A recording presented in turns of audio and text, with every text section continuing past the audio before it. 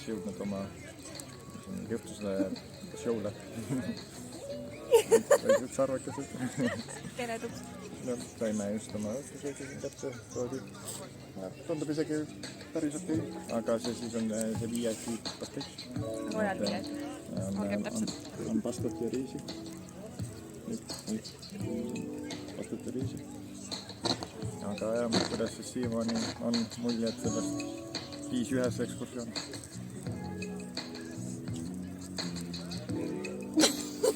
Ütleme nii, et võtab sõnatu. Võiks hotelli tagasi.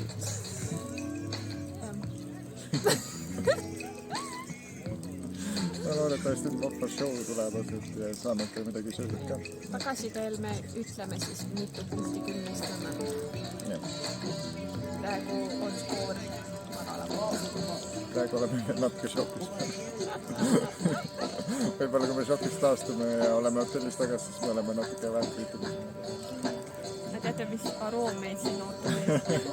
Kaamli, kaka ja pisiaid. Ma juba hakkan ära rübamist, ma väga ei tunne seda. Aga olgu head isu. Hea sobiv hetk, soovid head isu. Royal dinner. Veel kõik krõbiseb siin. Kuidas atmosfäär teist on meeldiks? Ja sellest tuleb eraldi video. وأوفر المصاريف والنبي تديني يا شيخ حب الدلع في الرغيف علشان أشبع من الفرحة وأوفر المصاريف عمال الدنيا تلف تلف ومرقصة أنا كنت متصور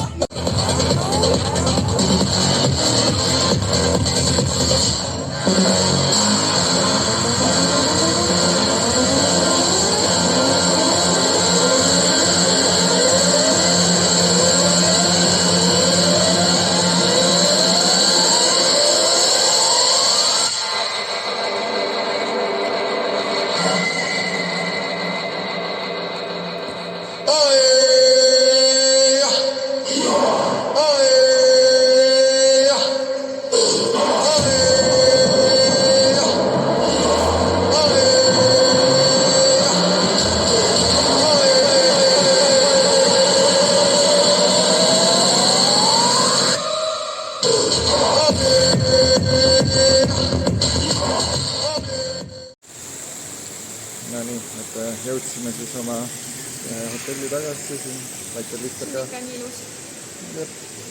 No nii, kuidas siis on toored emotsioonid pärast ATV safari?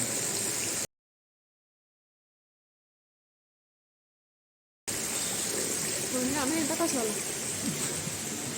Absoluutselt. See oli ikka veits natuke siuke harjumatu, ütleme niiviisi. Ma arvan, et vist sulle oli juba suurem kultuurishokk kui mulle.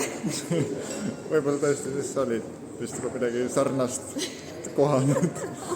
Et ma olin videosi näinud YouTube'ist, aga sealt ei tundunud see asi nagu nii hull olevat. Ma ei tea. Siuke veits kummaline ikka oli. No ütleme, et sa olid kõndib rahakott. Jah, see oli tüütu. Oota, kas me rääkisime sellest pildi asjast? Jah, pildi asjast sa mõtled, et alguses tegi foto meist ja siis ta siis kohe 10 või isegi 15 toltsis on. Jah, aga point on selles, et ta sõitis terve safari aja meiega kaasa, tegi meist pilte ja videosid. See oli see teine isegi, et alguses tuli ka üks ju tahtis seda papüürusel või puidul. Nüüd tuli mingi lamppilt ka veel. Jah, aga jah, meil tuli üks filmija või fotograaf, kes käis meil igal pool kaasas, ilma et ma oleks seda palunud ja siis juba ta oli mingi pool reisi ära käinud, siis ütles, et ma ei tea. 40 eurot, et me saame kõik pildid ja kõik videod, 40 eurot. Et ta on väga hea fotograaf, väga hea videograaf, monteerib ära kõik jutud, värgid, särgid, paneb kituse muusika taha, kõik jutud. Siis me ütlesime, et ei, me ei ole huvitatud. Ja siis ta solvus ja siis tekkis probleem. Siis me leppisime kokku 20 toltsi peale, aga vaatab, kas me päriselt maksame või mitte, seepärast, et ta lubas meil õhtul nüüd saata, aga ma ei tea. ma ei tea, see ikka väga veider ja ebameeldiv olukord. Jaa. No põhimõtteliselt oli niimoodi, me ütlesime talle ära, et me ei taha, me ei ole huvitatud ja siis ta kutsus teise tüübi, kes oli meie giid. Põhimõtteliselt ütles, et ostke ikka. Kauples meile veel küll natuke hinda alla, aga vihjas ikkagi, et peaks ostma. Siis käisid seal mingi väikesed lapsed, võtsid sul jalast kinni, et näitasid mingid ketikest, mis oli pärlites kokku pandud, et nüüd osta on ja... See oli ka eriti siuke ebameeldiv. No muidugi oli kahju neist, aga ütleme, hea on hotellis tagasi olla, et see ei käidud. Ei tea, kas... Ühe tipi me ikka kandsime. Jah, kaamli sõidutud. Lihtsalt ei olnud väiksemad rahased ka, meil oli hästi vähe tegelikult sulle raha ja suured kupüürid, et võib-olla muidu oleks lahkem olnud, aga lihtsalt keegi ega sealt tagasi ei anna. Aga Risto, mitu punkti sa siis 1-10 annaksid kogu sellele tripile? See Royal VIP package. No nagu ma ütleks ka, et iseenesest ma arvan sellel kogemusel nagu see mõte on nagu okei. Aga kui teeks seda mingi Eesti giid või siuke usaldusväärsemad inimesed, keda ma oskaks rohkem usaldada, siis ma arvan, see oleks väga okei.